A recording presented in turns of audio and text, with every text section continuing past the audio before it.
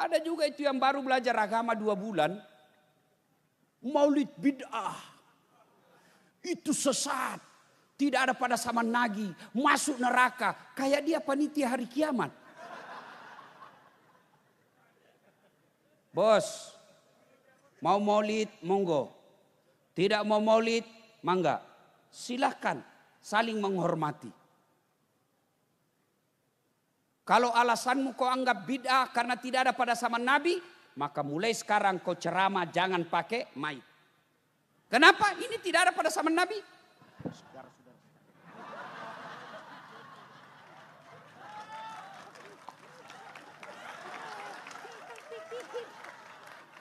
Ini bid'ah, tidak ada pada zaman Nabi. Kamu ceramah jangan pakai YouTube. Kenapa? Tidak ada pada zaman Nabi. Kamu bayar zakat, fitrah jangan pakai beras. Kenapa? Nabi pakai kurma dan roti. Maka yang baik silahkan lakukan apa yang kamu yakini tanpa kau hina orang lain. Ini ada baru belajar agama 2 bulan. Saya dihinanya di medsos. Dia bilang ini Ustadz Dasat, Ustadz tidak sunnah. Kenapa kau bilang saya tidak sunnah? Dia bilang buktinya kau tidak punya jenggot. Saya mau dia apa kalau tidak mau tumbuh?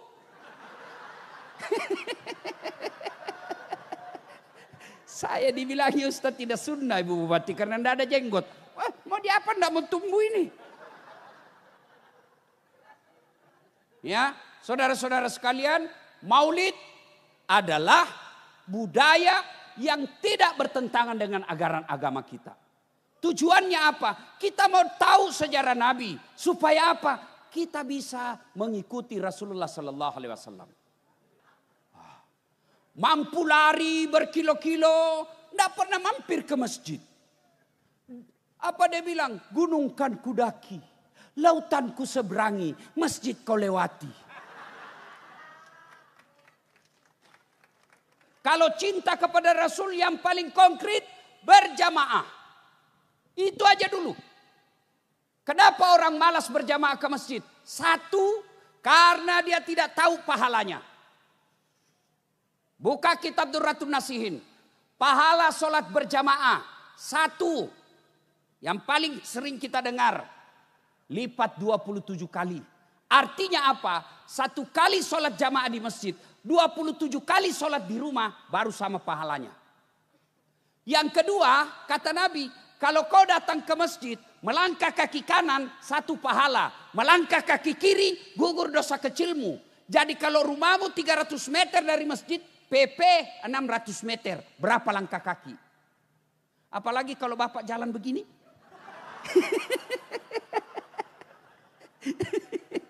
Lebih banyak lagi dapat. Masya Allah. Yang ketiga, pahala.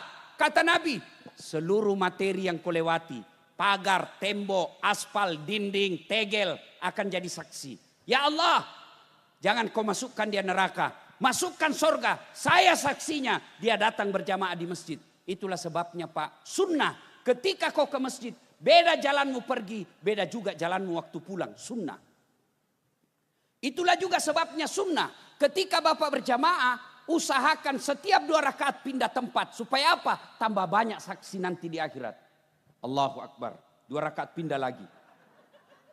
Selesai 2 rakaat pindah lagi. Supaya apa? Tambah banyak saksimu di akhirat.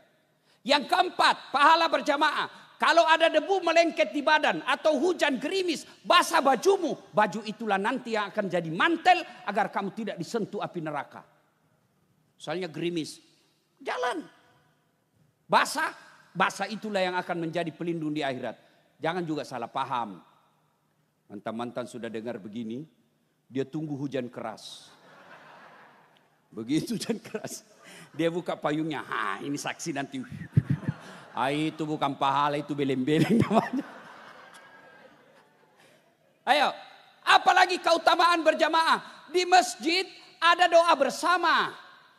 Bapak tidak tahu berdoa, ibu tidak tahu berdoa, bapak ibu banyak dosa. Tapi ada alim ulama di dalam, memimpin doa. Bapak cuma katakan amin, seluruh doa yang mengatakan amin dikabulkan Allah. Itulah sebabnya ketika imam mimpin doa, baca doa yang umumnya orang hafal, intinya dan baca doa, kasih dengar jamaahmu. Ada juga imam kita tidak tahu apa dia minta. Kita di belakang asal amin saja. Amin. Amin. Amin. Padahal yang mimpin doa anak muda. Dan istrinya. Ya Allah berikan kami jodoh. Dia bilang di belakang, Bapak amin. Istrinya ngomong pula, amin. Berarti ibu kabulkan suami kami lagi. Doa yang umumnya orang hafal. Yang kedua, penyebab. Tadi orang tidak tahu pahalanya. Yang kedua, kenapa dia malas berjamaah ke masjid? Karena dia tidak lihat pahalanya. Coba kalau dilihat, diumumkan sama Ibu Bupati. Siapa yang datang sholat berjamaah subuh di masjid, kami beri beras 5 liter. 5 kilo, minyak 2 liter, telur 10 biji. Saya yakin jam 5 subuh sholat subuh, jam 1 dini hari sudah penuh. Kenapa? Karena dilihat pahalanya. Yang ketiga, penyebab orang malas berjamaah ke masjid. Manajemen masjid tidak bagus. Ada masjid saya bikin Pak, alhamdulillah dari penghasilan di YouTube, sudah 3 masjid jadi. Itu yang saya bikin terakhir di masjid, nama ibu saya. Itu jadi tempat wisata religi orang datang ke Makassar. Karpetnya empuk. Imamnya penghafal Quran 30 juz. Digaji layaknya pegawai negeri. Muatsinnya saya gaji layaknya pegawai negeri. Tugasnya azan 5 kali sehari semalam. Anak muda. Semua pengurus masjid anak muda. Penceramanya belum ceramah sudah dikasih honor. Supaya tidak lari. Dikasih ini. Daftar pustaka yang kamu baca. Ini judul khutbah. Supaya tidak bertumpuk-tumpuk penceramah. Masya Allah. Sound systemnya bagus. Ber-AC. Akhirnya orang rajin datang ke masjid. Anak-anak keluar. Ada kolam di bawahnya ikan yang sudah saya islamkan. Ikan koi, Pak Bupati, Ibu Bupati kan dari Jepang. Nah, dia agamanya Shinto. Nah, saya islamkan baru dia masuk berenang di dalam. Masya Allah. Orang datang ke masjid nyaman. Itu kalau saya ada di sana sholat subuh. Dua etape sholat subuhnya. Kalau dia datang sholat Jumat terlambat 30 menit. Tidak dapat lagi di dalam. Kenapa? Orang nyaman di dalam. Ini gimana orang mau datang ke masjid? Karpetnya sudah 7 tahun lebaran tidak pernah diganti. Begitu kita ruku sujud, bengkak kita punya jidat, digigit semut.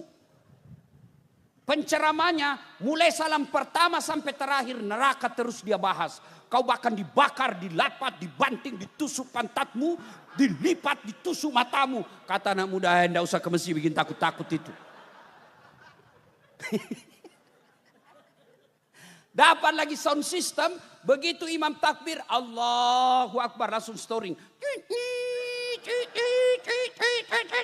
Gimana orang mau ke masjid kalau begitu? Dapat lagi muadzin, Masya Allah, ASN yang sudah pensiun penyakit asma. Giginya tinggal 4.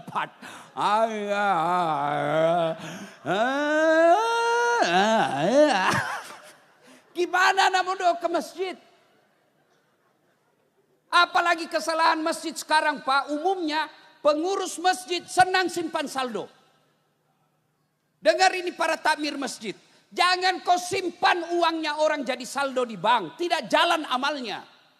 Saldo kas 150 juta. Begitu orang mau kencing tidak ada air. Saldo kas 150 juta. Begitu kita mau air besar tidak ada air. Kalau air kecil masih aman. Yang kuning, masa kita keluar begini? Siapa yang tanggung jawab? Takmir masjid. Gimana orang ke masjid Pak? Imamnya balik-balik sunnah Nabi. Kata Nabi, kalau kau jadi imam, ringkaskan bacaan solatmu. Umumnya sekarang imam dia senang yang panjang-panjang. Itu tidak sunnah. Itulah sebabnya ketika imam mau angkat takbir, Allahu Akbar. Sebelum takbir, dia harus balik dulu ke belakang. Salat jami' rahimakumullah. Untuk apa? Bahasa tentaranya, inspeksi pasukan. Lihat dulu, kalau pasukanmu di belakang banyak pensiunan, jangan kau kasih panjang, kau setengah mati orang asma. Kasihan itu orang tua pensiun datang di masjid. Oh, lama betul Pak Imam. Gitu. Belum selesai. Naik lagi kepalanya. Belum selesai juga. Jatuh lagi kembali. Allah karim. Kata Nabi, ringkaskan bacaanmu.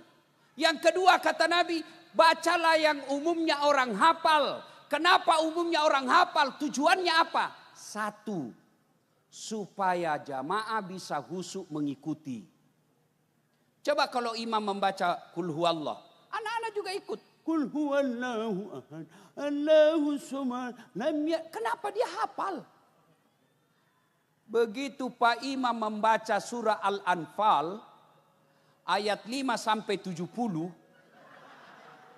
dia husuk dengan bacaannya, kita husuk dengan hayalan. Kita mau ruku, Pak Imam belum selesai. Kita mau ikut, kita tidak hafal. Terpaksa kita baca semua pengumuman di dinding. Keadaan keuangan Masjid Jamiul Ihsan. Pengeluaran, pembayaran listrik, saldo kas. Belum selesai juga Pak Imam. Kalender lagi dibaca. Persatuan Guru Republik Indonesia. Cabang Kota Sragen. Belum selesai Pak Imam. Bajunya lagi orang dibaca.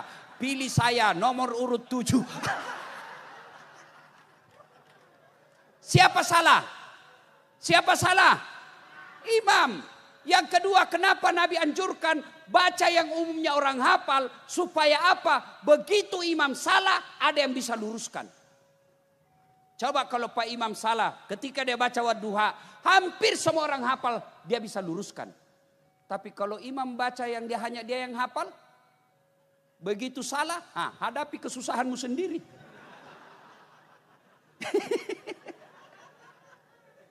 Ada ini, wallahu alam, ini Bupati, saya tidak tahu benar atau tidak cerita. Ada penghafal Quran, pulanglah kampung Ramadan. Dia teslah hafalannya. Hanya dia yang hafal. Begitu dia baca Al-Fatihah lancar. Dia baca surah pendek, hanya dia yang hafal. Tiba-tiba ada cicak jatuh, kena kepalanya.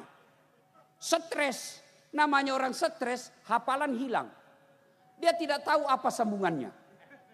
Lama dia pikir, apa sambungannya ini? Dia lupa betul. Dari belakang juga tidak ada yang bantu.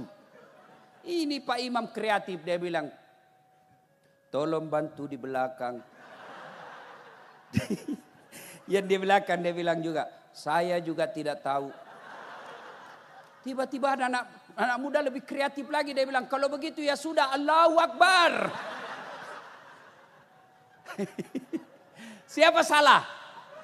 Siapa salah? Imam. Ini kisah nyata waktu saya kecil di kampung. Imam sujud. Lama sekali, tidak seperti biasanya. Lama betul ini Pak Imam sujud. Tidak seperti biasanya. Ada kawan saya tidak tahan. Kok lama ini Pak Imam sujud? Dia angkat kepalanya, Bu. Langsung teriak, "Woi, hilang imam!" Ternyata yang ditunggu sudah hilang dari tempatnya. Bubar sholat. Selesai sholat ditanya, "Pak Imam, kenapa kau tinggalkan saf?" Dia bilang, "Saya kentut, nak." Orang bilang, "Pak Imam, lain kali kalau kau kentut, bangunkan kami supaya saya bisa lihat kau tinggalkan tempat." Apa dia bilang? "Saya sengaja, nak, malu saya kau lihat." Siapa salah? Siapa salah? Siapa salah? Imam. Itulah sebabnya dalam fikih sholat jamaah, jadi makmum siapa saja boleh. Jadi makmum tidak dipersoalkan, tidak ada pemilihan. Tapi jadi imam, hati-hati. Kenapa? Salah imam, jamaah kacau.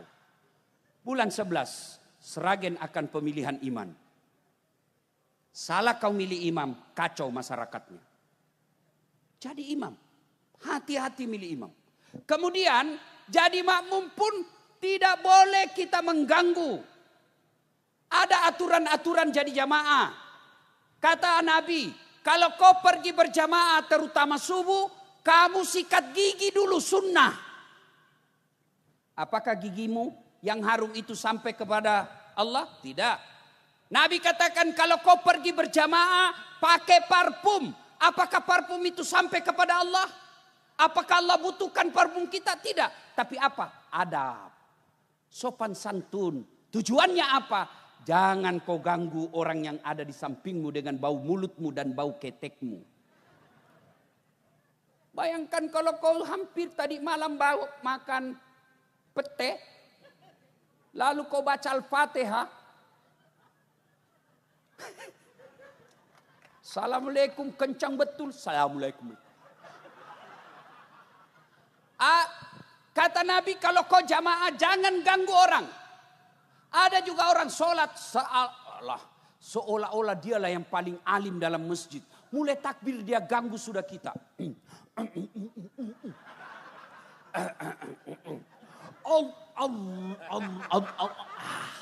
Kau ganggu orang. Ada lagi yang ganggu kita itu yang kakinya. Ada apa dapat? Kita kasih pindah kaki, dia kasih pindah lagi. Saya pindah lagi, kasih pindah lagi. Saya kasih masuk kaki saya, dia masuk lagi kaki saya. Tidak bisa lagi goyang kaki saya kasih gini. Saya injak kaki. Selesai sholat dia bilang, kenapa kau injak kakiku Ustaz? Kau ganggu saya. Kenapa kau mesti rapat ini jari-jari? Ustaz supaya rapat sap. Salah dek. Kalau kau mau rapat sapmu bukan jari-jari kaki yang kau rapatkan. Tapi apa? Nih pundak. Kalau ini kakimu bisa rapat sapmu, bisa rapat kakimu, sapmu renggang. Kau rukulah kau. Itu maknanya apa? Jangan kau ganggu orang. Apa kaitannya dengan pilkada damai? Jangan ganggu tetanggamu. Kalian rajin berjamaah, 5 waktu kau berjamaah di masjid. Tapi di komplekmu tidak ada yang senang kamu. Kamu akan bangkrut nanti di akhirat. Atadruna manil muflis, kata Nabi. Tahu enggak kamu yang bangkrut nanti di akhirat? Yang tidak sholat ya Rasul, dia sholat. Yang tidak puasa ya Rasul, dia puasa. Yang tidak haji ya Rasul, dia haji. Yang tidak bayar zakat ya Rasul, dia bayar zakat. Lalu kalau gitu siapa yang bangkrut ya Rasul? Nabi jelaskan, jarusu wahatiur rahim. Tetangga yang jahat sama tetangganya dan yang memutuskan tali persaudaraan.